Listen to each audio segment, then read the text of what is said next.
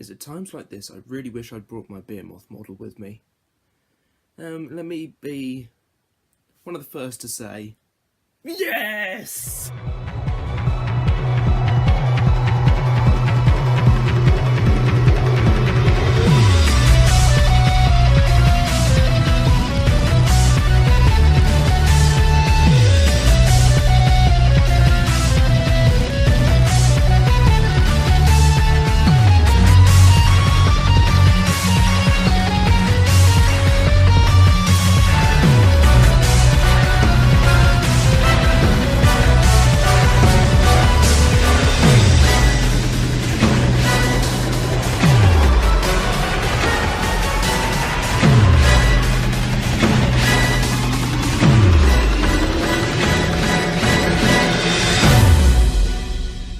So we're off. The new series has begun, and I have mixed feelings about it.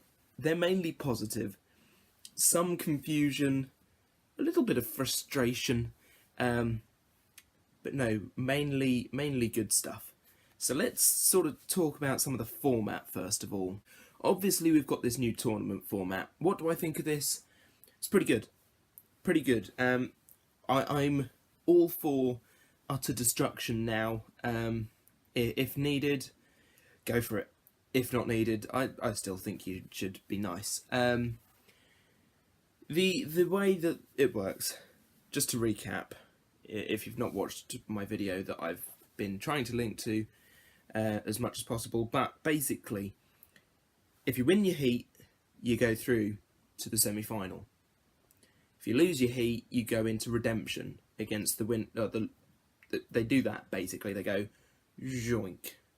So these two fight each other, and these two fight each other. Then the winners of these go into the semi-finals as well.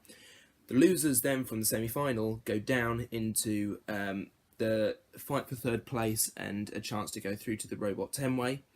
Winner of that goes through to the Robot 10-way. The other just goes out. That one, we'll put that over here for now. That can go over there. These two here, the winners of the semi-final, go through to the final. One of them will go straight through to the final. The other one will go into the 10-way. It's about that straightforward. The graphics look wonderful. I think somebody's been watching too much BattleBots in the way that the competitors now, which is fun. It's a fun addition. It's very sort of pro wrestling, isn't it? And very BattleBots. But it looks cool. It looks professional. I like it. The intro to the whole episode was very peculiar. I got very confused, but I think I like the new intro and just hope it does the whole... I can't remember whether it actually came up with the Robot Wars logo. This is Future Jevon. The logo didn't come up. We're now facing the apocalypse. I don't think it did. Which could be a small issue that needs fixing. Lastly, about the new hazards. We got to see all the hazards tonight. I completely forgot that Rogue House Robot was a thing, so when it happened I thought, oh yeah, this is cool, and then Sakillalot basically just chased. Did nothing. The Fog of War works, I suppose. We saw that Sabretooth ran straight into the floor flipper and got flipped. And lastly, the pit was used, as said on a Facebook group chat, more here than it was in the entirety of Series 9. So that's an upside. The pit is always a good thing to have. There's just a couple of things I wish to say. Firstly is there's no official sort of interview now. It's all more... I feel Dara and Angela feel more like paparazzi trying to catch them before they go, instead of talking to them in their booths and then walking around the pit, not the pits, the arena itself with them as they go and look at their robots and make sure that they've collected everything. That seems a bit weird as well. Maybe it's because we're not used to it, or at least I'm not used to it, but it is a bit strange to see them just wandering about the arena, trying to perform an interview while the teams are busy. The most insane announcement of the day: Behemoth Flipper. Oh my god. I almost died. I'd heard a few of them, as I said in my preview. The Donald Thump. But, oh dear. I hope that they crank it up even more and more and more. I want to know who that is doing the announcements. I think that's hilarious, and it's just brilliant, isn't it? It's just a class act. Should we talk about some robots? Now, this series I'm going to do slightly differently, so I will talk about those that went out in the first stage of going out first, and then I'll move up to the heat winner, basically. So, first of all, we must talk about Apocalypse. Apocalypse is very Splinter-esque, even more so now I've seen it working. The little side axes are about as flimsy and work about as well. The main axe, it's got some power to it, managed to disable the weapon on Sabretooth. And the team dynamic is very peculiar, with a boss who's not in charge of the team, but it is in fact just a bystander. We have Donald Thump. A shame for Donald Thump. I think the front was shock mounted and was shocked when the mounting came off. It was a shame, but what can you do? Their bar was working, and then it wasn't, and then they didn't stand much of a chance.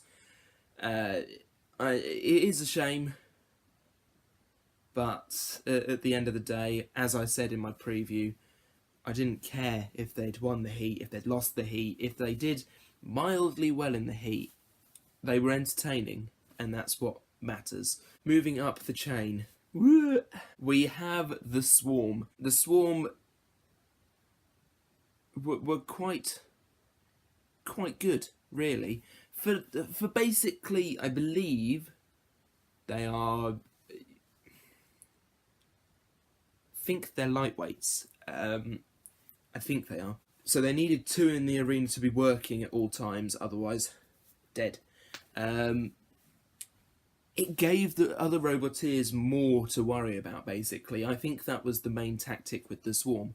Each of the robots does something different, which means there's something different that you have to plan tactics around. I think the fight with Behemoth showed that the best. Behemoth struggled to sort of go, flip you out the way. What are you doing? Flip you out the way. No, there's something coming over here now. Flip them out the way. It's a wonderful set, and I'm glad that they did it, because it is cool to see all these little robots. Yes, Rubber Duck didn't actually flip anything. Yes, Sky only appeared in one fight where its rubber tyres actually pinned it to the side wall. Yes, Pinsir kept catching fire. Yes, Blender did the most damage, and I must be honest with you, I have no idea what that last robot is called. The tiny little wedgy one that basically was just there to get hit by Blender. Yes, the Swarm, I enjoyed them. They were entertaining, and it gave a new dynamic to the show, I think. Going through to the 10-way at the end of the series, first of all, we have Sabretooth. Sabretooth, in the first heat, I thought, aha, I'm right, it struggles upside down. They sorted that. They put Little Feet on the top, they put an extra bit on the top, and then Apocalypse came in and broke their drive belt on one side of their drum, which means that they couldn't spin properly. It was catching, it wasn't working properly. Yet they still won that fight, so well done to them. Unfortunately, they tried to Minotaur, instead they didn't. The drum's just not working properly in any of the fights. It seems to be slipping, I think. Either that or it just doesn't work. They have gone all out. It is wonderful shape wonderfully engineered machine. It is now modular, so it can be taken apart and put together easier. That was the one problem they had last series, but at the end of the day, they came third. Let's not forget they came third in this heat. They've by no means lost. They're through to yet another fight in this series, and boy howdy are there more of those. I think there are, I can't quite tell. So, moving up the field, let's talk about the heat final. That way we can talk about both Apollo and Behemoth equally. Apollo were very strong in this heat. Their new flipper was excellent. They were flipping robots left, right, centre. They managed to get Rubber Duck out of the arena over the Lexan, so well done for that.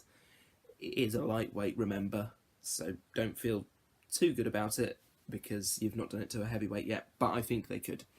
Yeah, it was a very well engineered machine. Lots of good flips in, couple of misses that they could have got around, but a very good go at the heat, and they are also through to the 10-way at the end of the series. They have a chance at redeeming themselves for this heat, and depending on who else goes through, they could very well end up in the final.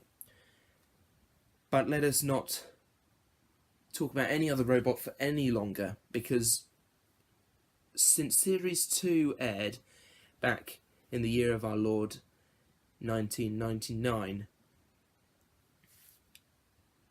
they have been unlucky all the way through. Technical difficulty after technical difficulty, losing somehow just due to the tiny littlest detail. This heat, they were flawless. So flawless, in fact, that after 20 years of robot combat, they have finally made a grand final. And I'm so pleased that they did. I am over the moon for them, and in hindsight, in my preview, I should have picked Behemoth, because Behemoth is who I was hoping the most that would go through. Them and Sabretooth and Apollo. I can see why I said Sabretooth. But yes, Behemoth, very worthy winners of this heat. Very strong, very good against the Swarm. Very, very calculative against Donald Thump, only just winning that one, but winning it all the same. Against Sabretooth, they just disposed of them nicely. Against Apollo, I mean, they started off, I found it hilarious how Apollo was driving in slowly. Behemoth sort of went, yep, we're on top now. Let's just try and... Oh no, they flipped us. It was so slow and hilarious at the first bit, just weighing each other up. They have probably fought previously on live tours, so know about each other's strengths and weaknesses. Behemoth very quickly realised that they needed to go round the side of Apollo to get good flips in, and the final flip into the pit was so good. I just wanted to stand up and cheer in my seat. So yes, well done Behemoth for a very well-deserved heat win, finally.